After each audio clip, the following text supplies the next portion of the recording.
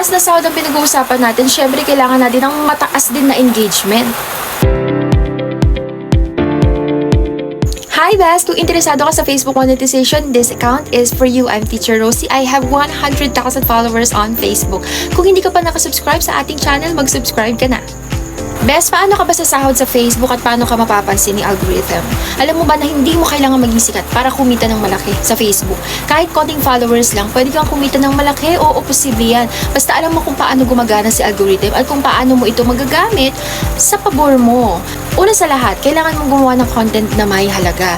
Hindi lang basta sayaw, hindi lang basta patawa, kundi yung content na may kwento. Nakaka-relate ang mga tao at may aral sa dulo.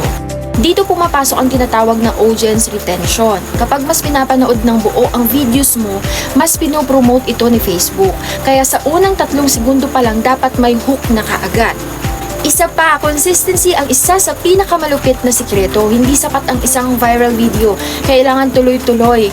Kahit walang views ngayon, mag-post ka pa rin. Sa mata ng algorithm, mas active ka, mas ipapakita ka niya sa newsfeed, lalo na sa mga non-followers. Next, karamihan sa mga viewers mo ay nanonood ng walang sounds. Kaya gamitan mo ng caption, maglagay ka ng animated text, maglagay ka ng visuals para magkaroon sila ng retention pagdating sa panonood ng iyong reel. Kung mataas na sahod ang pinag-uusapan natin, syempre kailangan natin ng mataas din na engagement. Ngayon, ano ba ang engagement?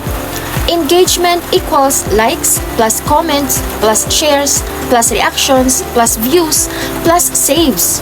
Mas mataas ang engagement, mas prioritize ni algorithm ang mga post mo.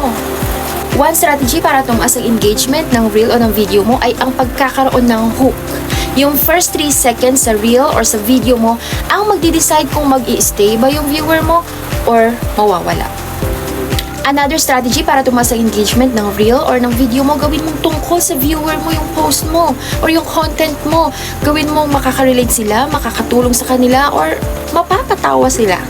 So kahit content mo yan, vlog mo, luto mo, pagkain mo, gawin mong tungkol dun sa viewer mo. Hindi tungkol sa'yo, kundi hindi ako yung gagamitin mo, kundi kayo, ikaw. Another strategy para makakomment mo sila dyan sa iyong content, gamitin mo ang comment bait na hindi halata.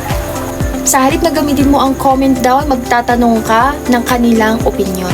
Halimbawa, ikaw, anong gagawin mo sa ganitong sitwasyon? Agree ka ba o may iba ka bang pananaw? Pwede rin, ano sa tingin mo ang dapat gawin dito? And ang panghuli ay timing is everything. Mag-post sa peak hours or sa mga oras na maraming online.